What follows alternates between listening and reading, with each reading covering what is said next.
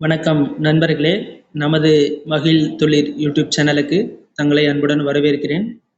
உடற்கல்வி ஆசிரியர் போட்டித் தேர்வுகளுக்கு தயாராகி வரும் நமது சொந்தங்களுக்கு தினமும் 10 வினாக்களானது நமது தளத்தில் பதிவிடப்பட்டு வருகிறது.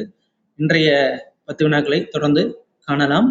முதல் வினா, which is the largest artery that carries oxygenated blood from the left ventricle to the body?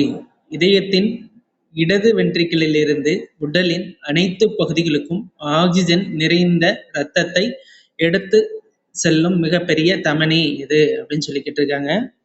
Option A pulmonary artery, option B aorta, option C superior vena cava, option D pulmonary வெனின். நுரையீரல் தமனியா, மகா தமனியா, மேல் பெருஞ்சிரையா, நுரையீரல் சிரையா அப்படின்னு சொல்லி கேட்டிருக்காங்க. நேத்தே நம்ம பார்த்தோம் இதோட சீக்வன்ஸ் எப்படி வரும்னு சொல்லிட்டு. நம்ம கெட்ட ரத்தம் வந்து வலது ஏட்ரியம் வந்து அங்கிருந்து வலது வென்ட்ரிக்கிள்ல இருந்து போகும். வலது வென்ட்ரிக்கிள்ல இருந்து நுரையீரல் தமனி மூலமா நுரையீரலுக்கு போகும். நுரையீரல்ல இருந்து சுத்த ரத்தமானது நம்ம இடது ஏட்ரியம் வரும். இடது ஏட்ரியம் நுரையீரல் சிரை மூலமா இடது ஏட்ரியம் வரும். இடது ஏட்ரியம்ல இருந்து இடது வென்ட்ரிக்கிள் போகும். இடது வென்ட்ரிக்கிள்ல இருந்து மகாதனை மூலமா உடல்ல இருக்க பல பகுதிகளுக்கு பாகங்களுக்கு ரத்தமானது போகும் அப்படிங்கிறத நேற்று நம்ம வந்து தெளிவா சொல்லியிருந்தோம். ஸோ இங்க கொஸ்டினும் அதான் கேட்டிருக்காங்க. நம்ம இடது வென்ட்ரிக்கிளுக்கு என்ன ரத்தம் வரும்? சுத்தமான ரத்தம் வரும். அது ஆக்சிஜன் நிறைந்த ரத்தம்ங்கிறது சுத்தமான ரத்தம். அதை எடுத்து சொல்லக்கூடிய தமனி எது? நம்ம மகா தமனி அரோட்டா மூலமா உடல்ல இருக்க பல பாகங்களுக்கு கொண்டு போய் சேர்க்கிறது தான் இதோட வேலை. ஸோ இதுக்கான ஆன்சர் ஆப்ஷன் பி மகா தமனி, ஆப்ஷன் பி அரோட்டா அப்படிங்கிறதா இதுக்கான ஆன்சர். ஓகே, நெக்ஸ்ட் கொஸ்டின் போலாம்.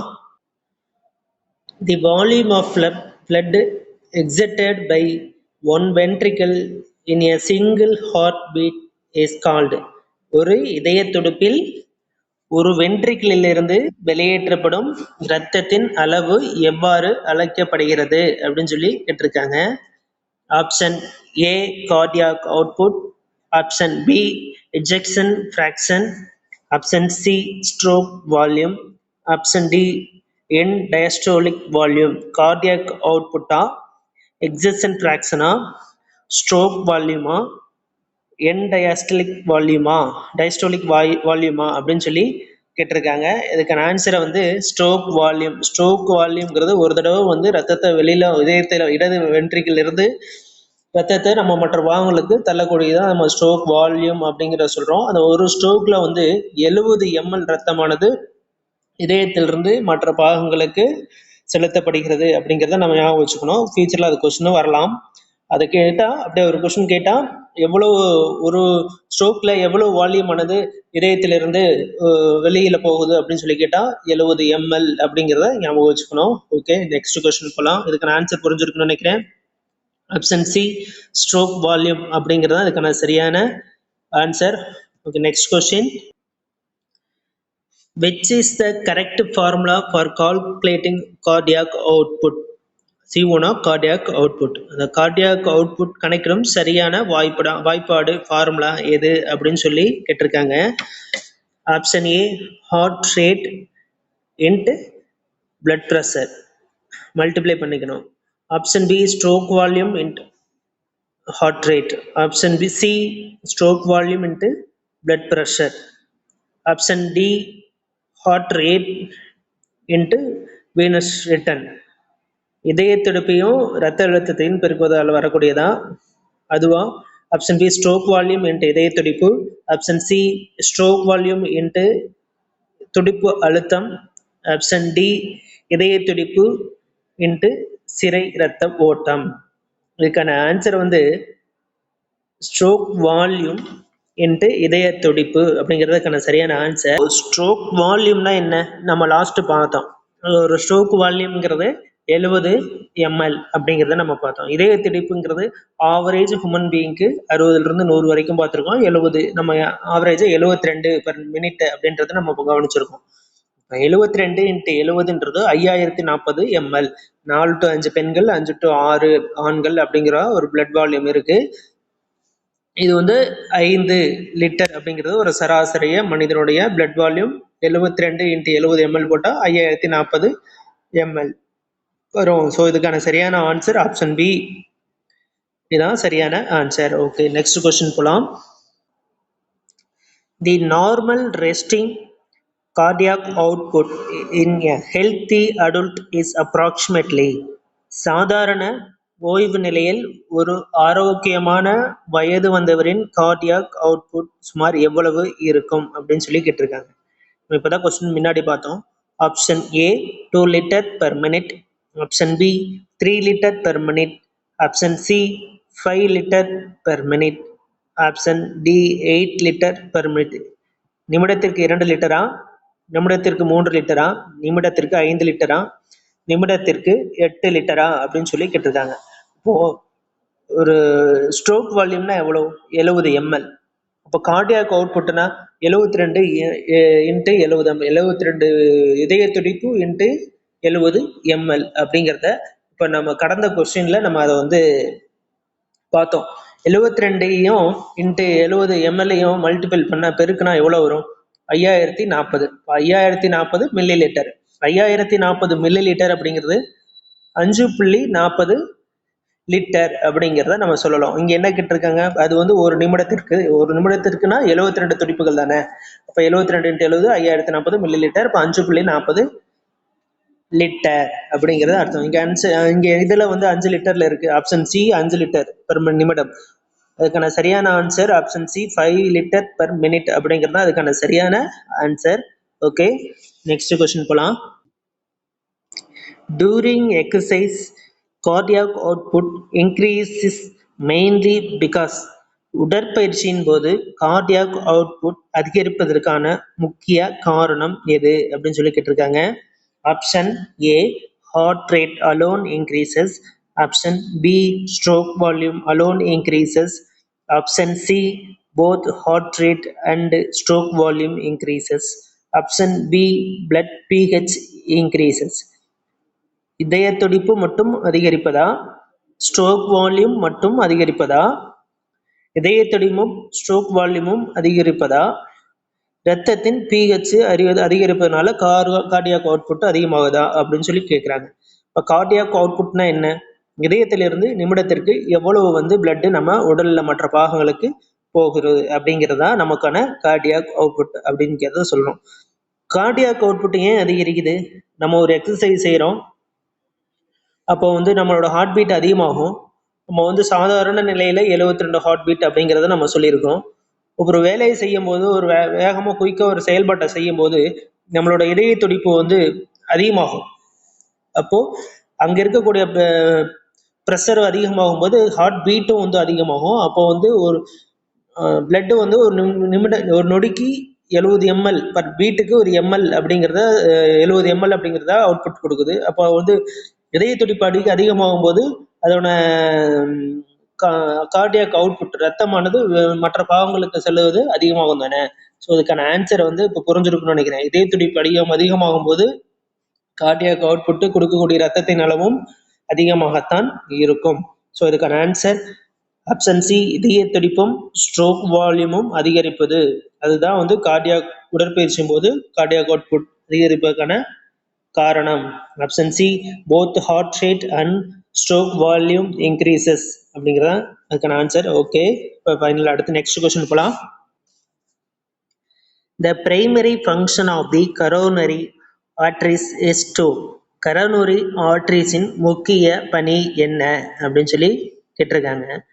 Option A carry blood to the lungs, option B supply oxygenated blood to the heart muscle, option C supply blood to the brain, option D return venous blood to the heart. நுரையீரலுக்கு ரத்தம் கொண்டு செல்லுதலா, இதய தசைகளுக்கு oxygen நிறைந்த இரத்தத்தை வழங்குதலா, மூளைக்கு இரத்தம் வழங்குதலா, சிறை இரத்தத்தை இதயத்திற்கு திருப்பி கொண்டு வருதலா அப்படின்னு சொல்லி கேட்டிருக்காங்க. இப்போ ஒரு விஷயம், ஆர்டரிஸ் அப்படின்னாலே நம்மளுக்கு தமனிகள், வெனிக்ஸ் அப்படின்னா சிறை. அப்போ இங்க என்ன கேட்டிருக்காங்க? இங்க வந்து எப்படி நம்ம வந்து இந்த ஆப்ஷனை எலிமினேட் பண்ணலாம் அப்படிங்கிறத நான் சொல்றேன். கரோனரி அப்படின்னாலே நம்மளுக்கு இதயத்துக்கு கொண்டு போறது தமனி மூலியமா இங்கேயே சொல்லிட்டாங்க. ஆன்சர்லயே கொஸ்டின்லயே ஆன்சர் இருக்கு. கரோனரி அப்படிங்கிறது இதயம், ஆர்ட்ரிக்ஸ் அப்படிங்கிறது தமனி. அப்போ இதய தசைகளுக்கு ரத்தத்தை கொண்டு போகிறது தமனி அப்படிங்கிறதான்.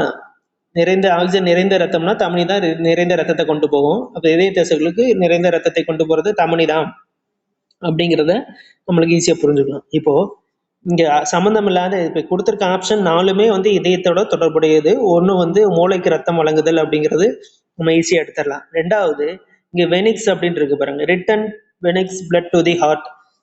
சிறை இரத்தத்தை இதயத்திற்கு திருப்பி கொண்டு வருதல். சிறை என்ன பண்ணும், அசுத்தமற்ற டீஆக்சினேட்டட் பிளட்டை தான் நம்மளுக்கு ஹார்ட்டுக்கு கொண்டு வரும். ஸோ அந்த ஆப்ஷனும் கிடையாது. அப்போ சியும் டியும் கிடையாது, இருக்கிறது அப்போ 2 தான். நுரையீரலுக்கு ரத்தம் கொண்டு போறது தமனி. அசுத்த ரத்தம் தான் வலது வென்ட்ரிகள்ல இருந்து இடது வென்ட்ரிகல் நுரையீரல் தமனி மூலியமா நுரையீரலுக்கு அசுத்த ரத்தம் போகும். ஸோ அதுவும் கிடையாது. ஈஸியா ஆன்சர் இப்படியும் எடுக்கலாம். இதய தசைகளுக்கு ஆக்சிஜன் நிறைந்த ரத்தத்தை வழங்குறதா கரோனரி ஆர்டரிஸின் முக்கிய பணி. கரோனரி ஆர்டரி நல்ல தமனி, அந்த கரோனரி ஆர்டரிஸ் மூலம் நல்ல ரத்தத்தை, ஆக்சிஜனேட்டட் ரத்தத்தை, சுத்த ரத்தத்தை, ஆக்சிஜன் நிறைந்த ரத்தத்தை நமது இதய தசைகளுக்கு வழங்குவதுதான் அதோடைய முக்கியமான பணி. ஸோ இதுக்கான ஆன்சர் ஆப்ஷன் பி, இதய தசைகளுக்கு ஆக்சிஜன் நிறைந்த ரத்தத்தை வழங்குதான் இதோட முக்கிய பணி. Supply oxygenate blood to the heart muscle. இது புரிஞ்சிருக்கு நினைக்கிறேன். புரியலைன்னா கமெண்ட்ல சொல்லுங்க. இன்னும் பிளட் கொஸ்டின்ஸ் கடைசியில் இன்னும் தெளிவாகவே இன்னும் நம்ம பார்ப்போம் இது சம்பந்தமா. ஓகே, நெக்ஸ்ட் கொஸ்டின் போகலாம். According to the Frank Starling law, an increase in venous return results in. Frank Starling விதிப்படி venous return அதிகரித்தால் என்ன நிகழும்?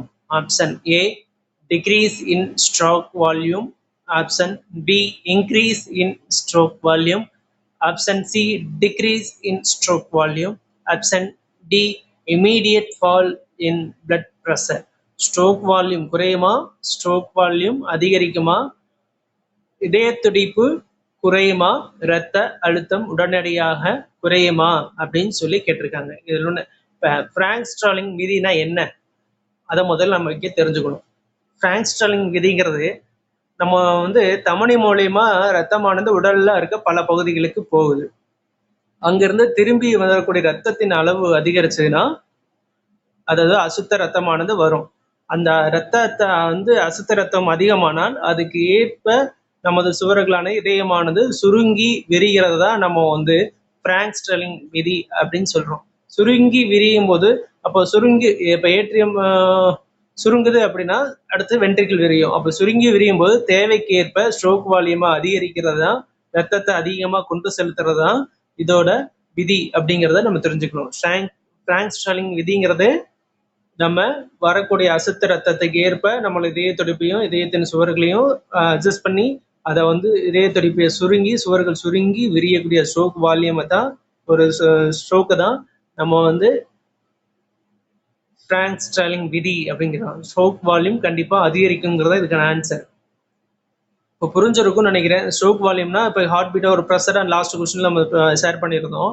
இப்போ இது ஒரு வேலையை செய்யும் போது ஹார்ட் பீட் அதிகமாகும். அந்த ஹார்ட் பீட் அதிகம் போகும்போது பிளட் ப்ரெஷரை ஹார்ட் பீட் அதிகமாக துடிக்கும் போது ரத்தமானது அதிகமாக சுற்றி வரும்.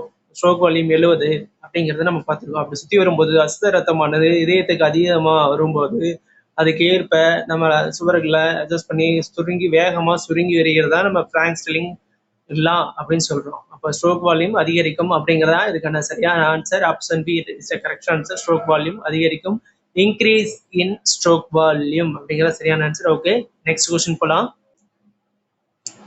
தி normal resting pulse rate in adults is. வயது வந்தவர்களில் ஓய்வு நிலையில் சாதாரண பல்ஸ் ரேட் எவ்வளவு அப்படின்னு சொல்லி கேட்டிருக்காங்க. Option A 40 to 50 beats per minute. Option B 50 to 60 beats per minute. Option C 100 beats per minute, 60 to 100 beats per minute. Option D 110 to 130 beats per minute. 50லிருந்து 60, 40 to 50 துடிப்புகள் நிமிடத்திற்கா, 50லிருந்து 60 துடிப்புகள் per நிமிடத்திற்கா, 60லிருந்து 100 துடிப்புகள் நிமிடத்திற்கா, 110லிருந்து 130 துடிப்புகள் per நிமிடத்திற்கா அப்படின்றத நம்ம இங்க கேட்டிருக்காங்க. இதுக்கு ஆன்சர் நம்ம முன்னாடியே பார்த்தோம். கடந்த வீடியோவில் நம்ம இதுக்கு ஒரு டிஃப்ரெண்ட் டைப் ஆஃப் வேற ஒரு மாடுலேஷன்ல நம்ம இந்த கொஸ்டினை சந்திச்சிருக்கோம். இப்போ கேட்கறதுல வேற ஒரு மாடுலேஷன். ரெண்டையும் நீங்க கம்பேர் பண்ணி பார்த்தீங்கன்னா உங்களுக்கு புரியும். இதுக்கான ஆன்சர் 60லிருந்து 100 துடிப்புகள் பெர் நிமிடம். ஆப்ஷன் பி தான் அதுக்கான சரியான answer. 60 to 100 beats per minute அப்படிங்கிறது தான் இதுக்கான சரியான ஆன்சர். ஓகே, நெக்ஸ்ட் கொஸ்டின் போலாம். Coronary blood flow is greatest during. இதய தசைகளுக்கு அதிக இரத்த ஓட்டம் நடைபெறும் கட்டம் எது அப்படின்னு சொல்லி கேட்டிருக்காங்க. Option A atrial systole, option B ventricular systole, option C ventricular diastole, option D isovolumetric contraction அப்படிங்கிறது என்ன அப்படின்னு சொல்லி இதுக்கான கேட்டிருக்காங்க. ஏட்ரியல் சிஸ்டோலா, வென்ட்ரிகுலர் சிஸ்டோலா, வென்ட்ரிகுலர் டயஸ்டோலா, ஐசோவால்யூமெட்ரிக் சுருக்கமா அப்படின்னு சொல்லி இங்க கேட்டிருக்காங்க. அதாவது இங்க ஒரு கீ பாயிண்ட்டை ஞாபகம் வச்சுக்கணும். பார்த்தாலே தெரியும், கரோனரி பிளட் ஃப்ளோ வந்து கட்டம் இதய தசைகளுக்கு ரத்த ஓட்டம் சொல்லும்போது இந்த ஃப்ளோ வந்து எந்த கட்டத்துல நடைபெறும் அப்படின்னு சொல்லி கேட்டிருக்காங்க. சிஸ்டோல் சுருங்கும் போது தான், வென்ட்ரிக்கல் சுருங்கும் போது தான் அந்த ரத்தமானது வெளியில தள்ளும். அதாவது மகாதனி மூலியம் கொரோனரி தமனிக்கு மூலியமா வந்து இதயத்துல இருக்கிற தசைகளுக்கு போகும். அப்போ மறுபடியும் சுருங்கி மறுபடியும் சுருங்கிற அந்த ஃப்ளோவை தான் இங்க சொல்றாங்க வென்ட்ரிகுலர் டயஸ்டோல் அப்படிங்கிறது அதுக்கான answer. Ventricular option C ventricular diastole அப்படிங்கிறது அதுக்கான சரியான ஆன்சர். Option C. ஓகே, இப்போ நெக்ஸ்ட் கொஸ்டின் போலாம். The ejection fraction refers to.